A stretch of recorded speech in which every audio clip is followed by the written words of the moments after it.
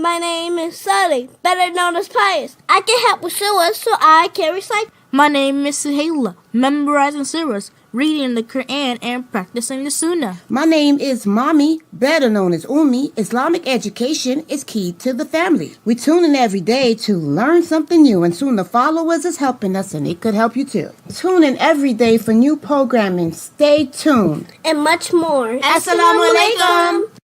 Wake up in the morning, hands and feet get wet, my Lord. Get wet, get wet, my Lord.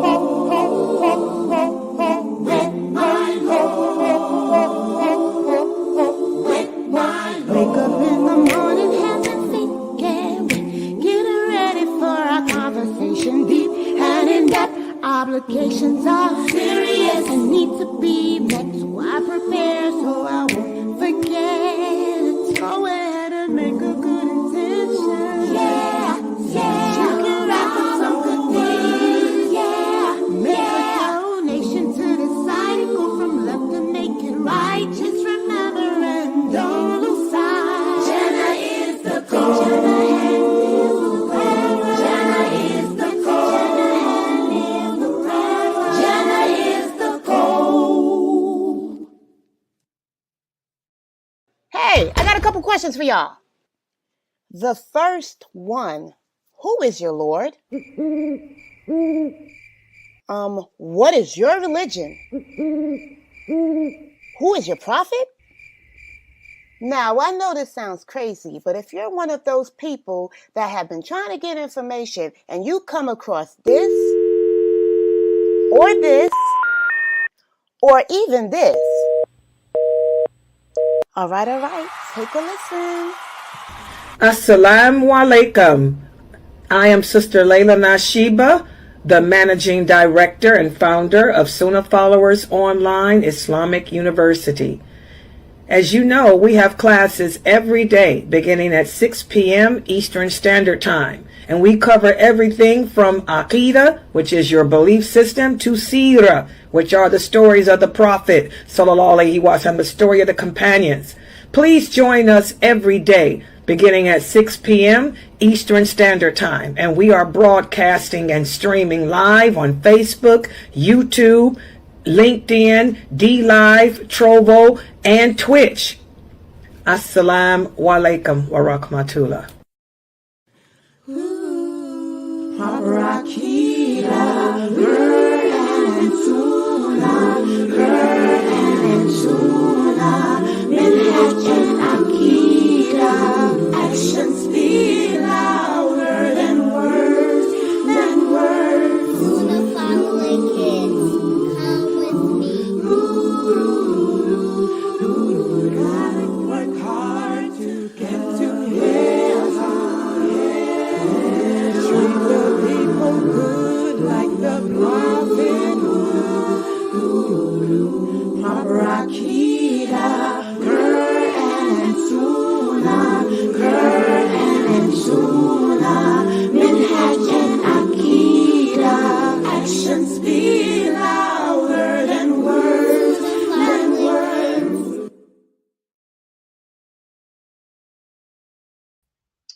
Ina alhamdulillah, wa salat, wa salam ala wa rasulullah. I'd like to welcome everybody to our Sunnah Followers Kids program, alhamdulillah. And tonight we're going to be speaking about something that's very important, not only just for the children, but for all the Muslims listening. And that is self-defense. What does Islam say, or what does Islam teach about self-defense? Because we're living in a world, where there's a lot of violence in it.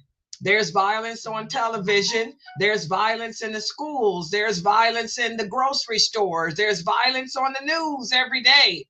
So it will make a person wonder, well, what if you find yourself in a situation where you might have to defend yourself, or say someone is bullying you? We're living in the days of bullying. We're living in the days in which we're being bullied. So that's what we're going to be speaking about today, alhamdulillah. We're going to be speaking about what Islam teaches us.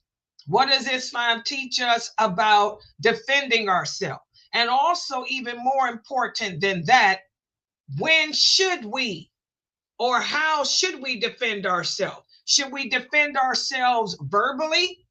Should we defend ourselves physically? Or should we go to the authorities in charge? That's what we're going to be speaking about. So let's put the PowerPoint up on the screen for tonight's discussion. And also, for those of you who are new shahadas, or those of you who are new to my classes, new to my learning, this is the book that we're using. The book is entitled Dunya. This is a book written by my student, Brother Abdullah Kirk. Brother Daryl Abdullah Kirk is one of my students. He's been with me ever since he converted to Islam. And he's written several books. And this is the one that we're using for this class. You can purchase this book on Amazon. And this is not a children's book. This is an adult book. But we are using it in this class because the children can relate to it too, even though they can't read it. Some of them, because some of them can't read, but they can still relate to the topics in the book. And it's great for you new shahadas because it's really a watered down version of knowing your Lord, of the book written by Sheikh Kareem Abu Zayd, Get to Know Your Lord. So please, guys, the book is only $13. Go to Amazon.com and pick it up tonight, inshallah. And tonight we're going to be covering chapter 19, which speaks about self-defense in Islam, protecting yourself in Islam. Let's make the screen a little bit larger. And let's get started. Okay. Now, first of all, Islam recognizes the right of self-defense and protection. Allah lets us know that as human beings, as Muslims, we have the right to defend ourselves. We have the right to protect ourselves and our families. That's why when your parents got married, when a woman gets married, one of the things, the first thing that she looks for in a man is he able to provide and protect her? Because that's the job, the role of the man in Islam, to provide, maintain, and protect his family. And as a Muslim woman, it's your job to protect your children from outside influences, inside bad influences, and all of that. So Islam propagates defense, self-defense, and even living in society. There is no society that opposes the right of self-defense. There's no type of government, Muslim or non-Muslim, that would not defend the honor, the dignity, the integrity of its citizens. Even our Prophet Muhammad, sallallahu alaihi wasallam, all the battles that our Prophet Muhammad fought were to protect the Muslims and were to uphold the belief of Allah. And all of his wars were honorable and aimed not to be a bully, not to be an aggressor, but to defend the people's right to practice their religion and establish their own community. So, and there's rules and laws when it comes to protecting yourself, when it comes to guarding your life, guarding your family. Allah sets certain rules and guidelines in effect. For example, Allah tells us in the interpretation of the meaning, permission to fight has been given to those who are being fought. Look at that. We just don't go and wage war or just beat up somebody. Allah gives us permission to fight if people are physically fighting us. That's the ability to defend ourselves. Also, Allah says, and indeed Allah is competent to give you victory. In other words, he's telling us, if you fight to defend yourself against somebody that's trying to harm you, Allah is the one that can give you victory.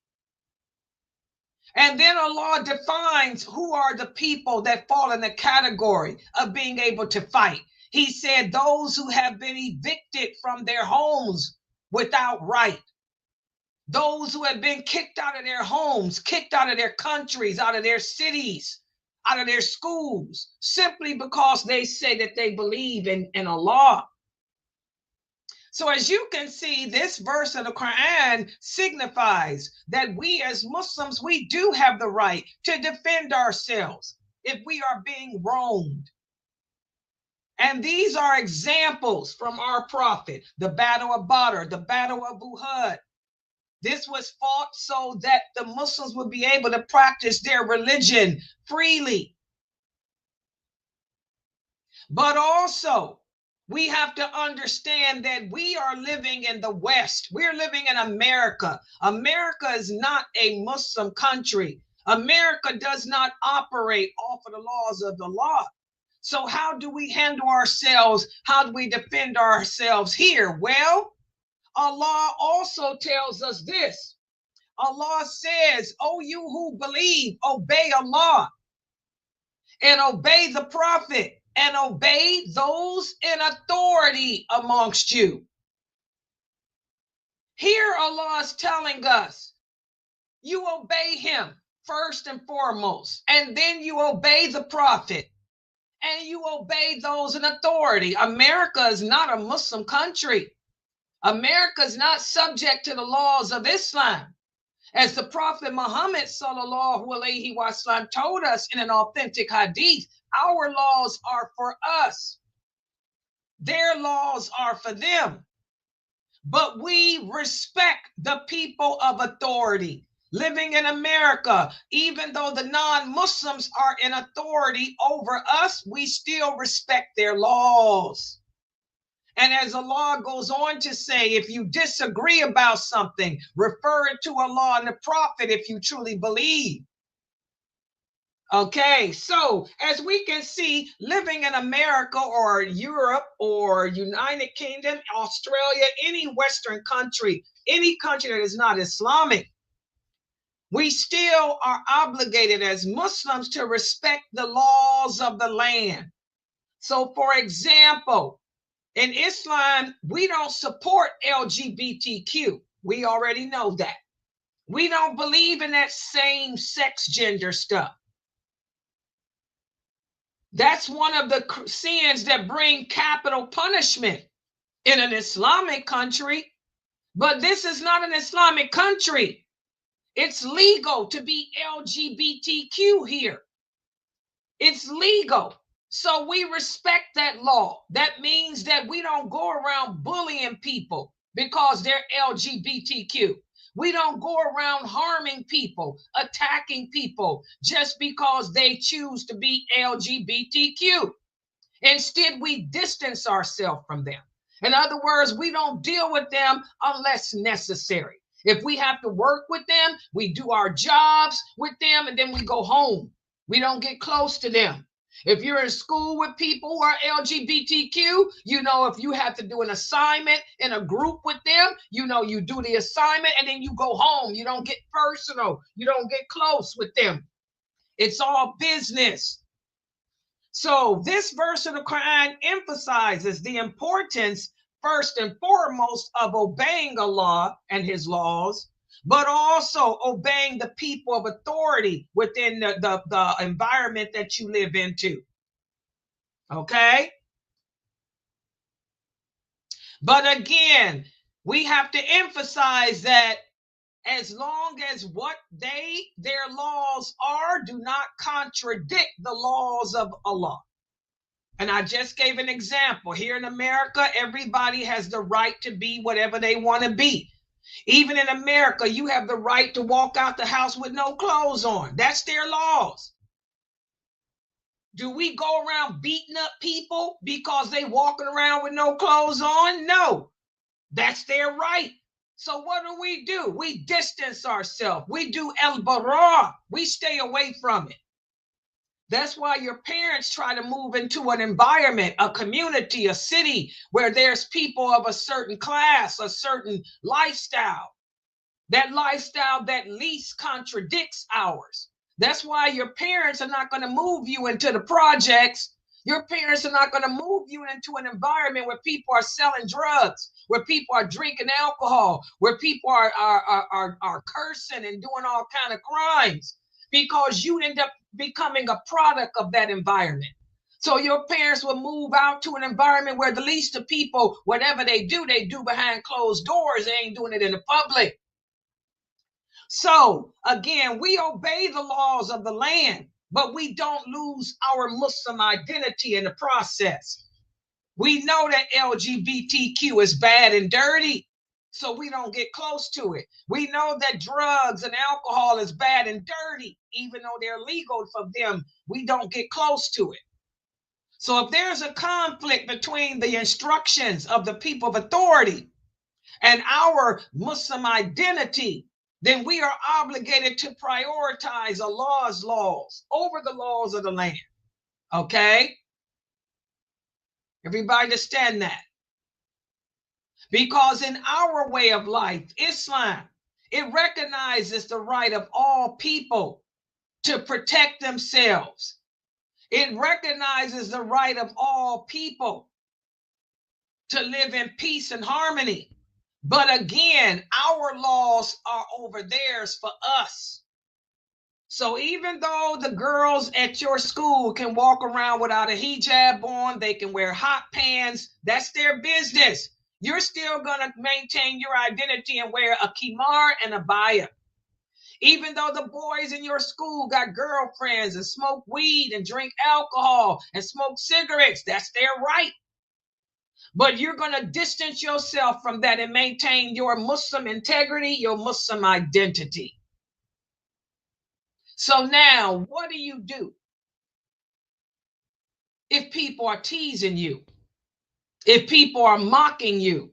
If people are bullying you because you're not doing the drugs? Because you're not smoking the cigarettes? Because you don't have boyfriends and girlfriends? Because you're not LGBTQ? Well, listen to what Allah says in the interpretation of the meaning. Fight in the way of Allah those who fight you, but do not transgress, because Allah does not like those who transgress. This verse of the Quran, Allah is telling us that we are entitled to defend ourselves, okay, when we are the target of aggression, when we are the target of an attack. But at the same time, Allah is telling us to not go too far, to not cross the line while defending yourself against a person that's attacking you. So what would be an example of that? Okay, I'm in school and I'm sitting in the lab minding my business, and somebody walks in and calls me, makes fun of me because I have a khimar on. They call me gay because I don't have boyfriends. What do? Do I jump up and attack that person physically? No. I'm going to ignore that person, and then I'm going to get up, walk out of the room, and go to the principal's office. And I'm going to say, Principal, I am minding my business, but these students continue to harass me. And I'm going to give the names of the students. I don't fear nobody but Allah. Definitely don't fear no kafir. And I'm going to tell the principal, Jane, Tommy, Dick, and Harry, they keep harassing me. They keep bullying me. And I want it to stop. And then when I go home, I'm going to tell my mother, I'm going to tell my father, I am being harassed in school by Tom, Dick, Jane, and Harry because I'm a Muslim. So that's the way I'm going to handle a situation like that without crossing the transgressing the limits. They didn't hit me. They hit me with their tongue, but not with their hands. So I'm not going to jump up and go crazy and start beating people up with my fists. No, I'm going to go and report them to the people of authority, the principal, and then my parents. And I'm going to give their names. so that the parents and the principal can deal with them. But now let's say I'm sitting in the lab minding my business, and Tom, Dick, Jane, and Harry come in and they pull off my hijab, or they smack me in the head, or they trip me when I fall. Now that's something different. You don't put your hands on me. You put your hands on me, I have a right to defend myself. I'm going to push you back. I'm going to knock you down. Okay, then I'm going to go and report you to the teacher, to the principal. Okay, so that's what Allah is saying. Don't be the transgressor. Don't be the one to make the first move. If they hit you physically, if they come at you, unless they hit you first, don't make the first move. When they hit you, then you have a right to hit them back. And I hope that is clear. Listen to what Allah says and the interpretation of the meaning. And if you punish an enemy, punish with an equivalent of what you were harmed with. But patience is better. So Allah is saying just what I'm saying here. They didn't put their hands on you when they were calling you gay and calling you crazy because you dressed differently. So why would I hit them? They didn't hit me. They just using a bunch of stupid words. So instead, I'm going to go and report them to the principal and to my parents. Okay. But hitting me, that's different. They've transgressed the limits, and I have a right to defend myself. So, very important verses of the Quran for all Muslims to understand. It is discouraged in Islam for us to resort to excessive force or excessive retaliation. Okay? You don't want to be the oppressor. Ponder this. Allah says, whoever harms or kills a person unjustly, it is as though he has killed all mankind. Whoever saves a life, it is though he has saved all mankind. Kids today are crazy. You bully a kid, a lot of kids go home and get a gun, and they come to school and shoot you. Oh yeah. This is crazy. Just because somebody bullied you with their tongue, does that justify you taking their life that way? This is a big sin in Islam. You had no reason to take that person's life. And that's why we have to be careful that we don't transgress the limits, and that we control our anger, because anger can lead to something bad like this happening. And I'm sorry ain't going to get it. Because I'm sorry is not going to bring a person back to life. We have to remember that the human soul is sacred, whether it's Muslim or non-Muslim. You don't take a person's life unjustly. That's why the Prophet sallallahu alaihi wasallam said, when you see something bad, you should try to change it physically. But if you can't physically, then with your tongue and then with your heart. Now, what does this mean? The only time I'm going to get physical is if I see something bad about to happen to another Muslim. Let's say you're at school and there's a water on the floor, and you see another kid walking and they don't see the water. And they slip, or right before they slip, you run and grab them and move them out the way of the water. This is okay. You can do that. You can touch the person and move the person out the way from harm. But can you push the person into the water because it's a kid that you don't like in school? Can you take that kid and just push him into the water and make him fall? No. So again, Islam teaches balance. Yes, we have the right to defend ourselves, but it has to be for just cause. So as Muslims, it's essential for us to recognize the difference between defending ourselves physically and just going to the people of authority asking for help. Okay?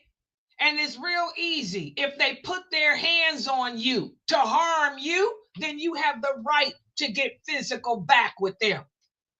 But if they're just verbally harming you, you appeal to the people of authority. And also, it's important for all Muslims to know self-defense. I ain't talking about the gun. That's for the parents. Every Muslim kid listening to me should learn martial arts. You should learn some type of martial arts, be it taekwondo, be it karate, kung fu, whatever. I learned kung fu when I was growing up. My daughter, she's a black belt in taekwondo. My grandkids, Jayla and them, they're bad kids, but they all got their green and orange belts in taekwondo. Jayla's a red belt. Okay? So it's important for you as kids to have your parents put you in karate or taekwondo classes. So in case somebody does hit you or try to attack you physically, you do know how to defend yourself. And when you're taking those classes, they will teach you that you only resort to that if the person puts their hands on you. If they don't put their hands on you, then you report the people to the proper authorities. And I hope this is clear. So now, here's the question. I'm going to have all of you answer this question for tonight. The question is, I want each and every one of you to give an example. To give an example as to when it becomes okay to defend yourself physically. Brother Corday, you can start us off. It is okay to physically use force on somebody. It's to protect yourself is like if they hit you, you can hit them back or something like that. Exactly. If they hit you, say somebody just come up to you and hit you, that's justification to hit them back. Good job. Sister Asma Najma, give us another example of when you are justified in using physical force. Like when some kids act mean to you and said to you, like walk away, they pull off your hijab. Exactly. If you walk away and somebody pull off your hijab, that's physical. You can get physical then because they touched you. Exactly. Sister Anaya, what's another example as to when you're justified in using physical force to defend yourself? Like when somebody hits you, you have to defend yourself. Exactly, they hit you. Okay, one of the kids here said they throw what is this? They throw a cahier. Cahier is notebook. They throw their notebook at you. He said, I can throw my notebook back. Okay, they hit you, so you hit them back. Okay. Sister Amalia, go ahead. What's another example as to when you can use physical force to protect yourself? Like when they're like pushing you or like yes, or like hitting you or something, and pushing you. Fight back. Exactly, he pushed you down, and so you got the right to defend yourself. He pushed you down. How you know he ain't gonna jump on top of you and try to molest you? Hey, that happens every day, especially in schools. You have a right to he pushed you down, you're going to grab his feet and knock him down. Hello. Good job. Dear Monty, what's another example from you as to when you are justified in using physical force? Like if someone kicks me or hits me, then I have a right to kick them back or hit them back. Yep, they kick you. Exactly. Somebody going to kick you? Exactly. Now, give me an example as to when you will report it to the authorities, when you will report it to the proper authorities. Who can give me an example of that? Give me an example of something that doesn't justify hitting, but reporting to the proper authorities. Go ahead, Asma Najma. When they bully you or tease you. Teasing you. But Good they don't job. put your hands on you. Good job, teasing you. Okay, Israel's kids. Can somebody, one of the moderators, unmute them? Israel's kids, what's an example as to when you just report them? You don't hit them, but you report them to the authority. Give me an example. If someone slaps you. Okay, if somebody slap you, what you gonna do? Slap them back. Oh, you're gonna slap them back. That's right. Your brother got an example? Yeah, when someone punches you, you can punch them back. Exactly. Brother Adam, let's hear from Adam. Give me an example as to when you can report the person to the people of authority, Adam. Don't hit them, but report them. When someone trips you, you can report it to the principal. Okay, you can. Let me tell you something. If somebody trip you and you feel like he's a big person, he too big to fight. Yeah, you can crawl away, I guess, and go and just report him if you can't fight him. Sometimes you might find yourself in a situation where you can't fight because the person is just too big.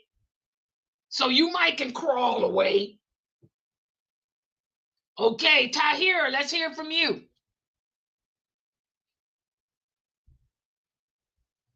If somebody steals from you. Okay, what you gonna do if somebody steals from you?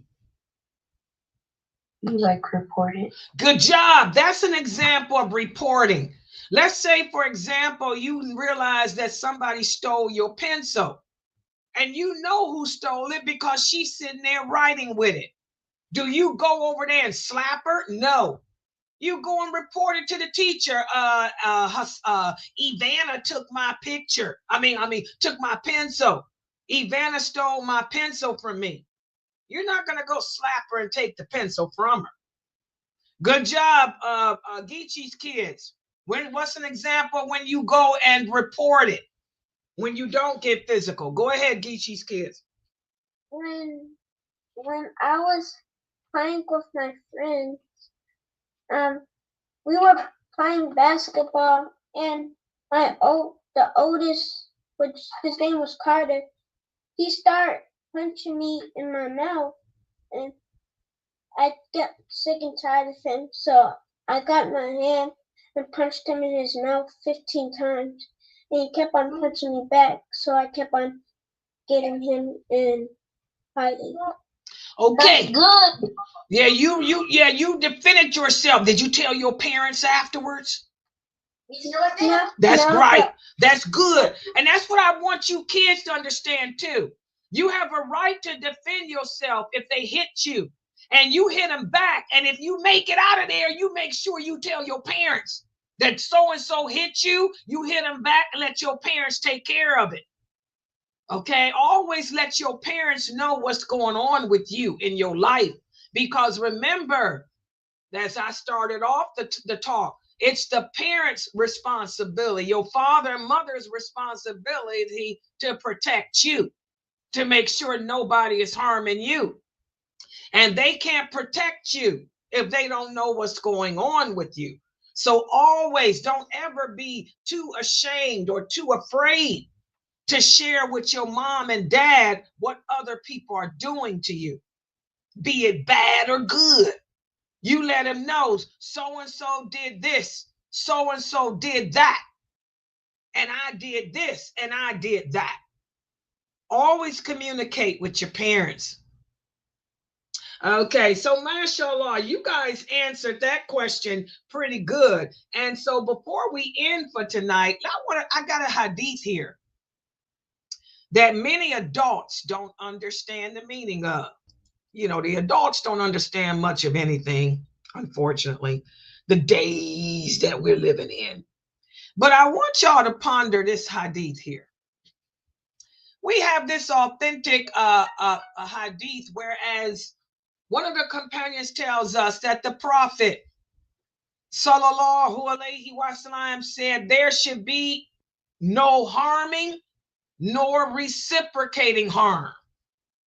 In other words, you shouldn't go around harming people, nor should you reciprocate harm. There's a lot of Muslims that don't understand what this means. They think that means that if a person spits on you or a person slaps you, you can't slap them back. You can't spit on them back. No, that's not what this hadith is talking about.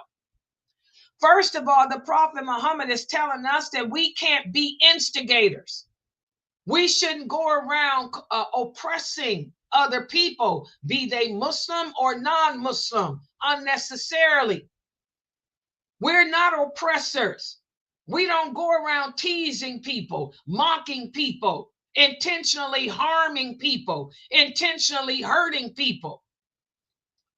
And when he says, nor should we reciprocate, he's talking about you don't be the aggressor. If a person calls you a name, you don't punch him. If a person calls him a name, you report him to the authority, because calling me a bad name doesn't merit me or justify me punching you physically. So a lot of people don't understand this hadith who are adults. As Muslims, we are not Christians. We don't turn the other cheek. Nowhere does Allah say that if a person slaps you, you turn your cheek and let them slap you again. You slap you again. We don't do that. We believe in qisas as Muslims, which is an eye for an eye, a tooth for a tooth. But that belief doesn't mean that we are the aggressor. Nor does that belief mean that I'm going to inflict a punishment upon you in retaliation that's more severe than what you did to me. You slap me, I'm not going to kill you. I'll slap you back, but I ain't going to take out a gun and shoot you. Okay? You kicked me. I'm going to kick you back. I am not going to pick up a chair and smash your head in because you kicked me. Okay? You guys understand?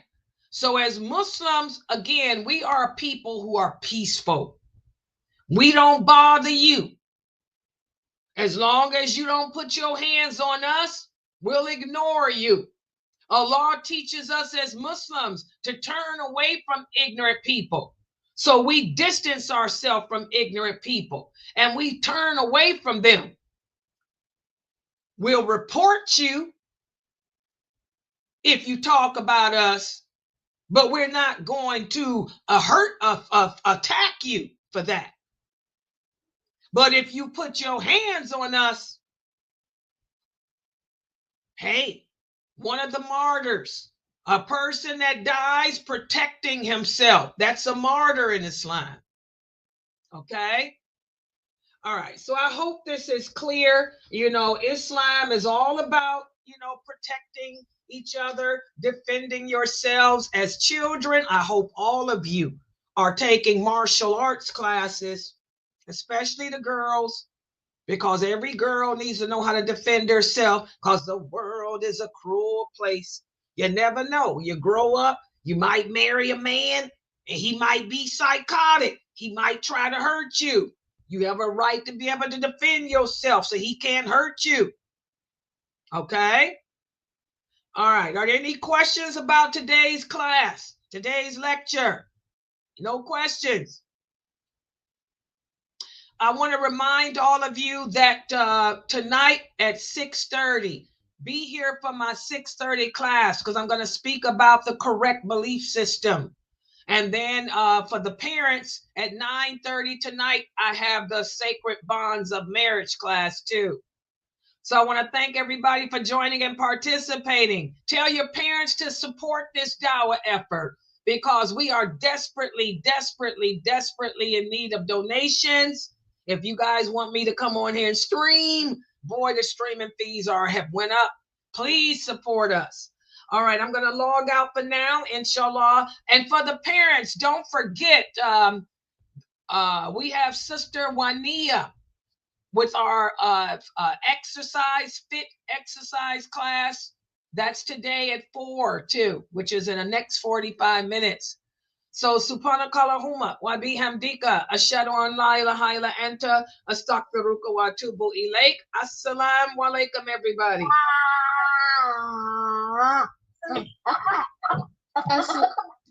Assalamualaikum.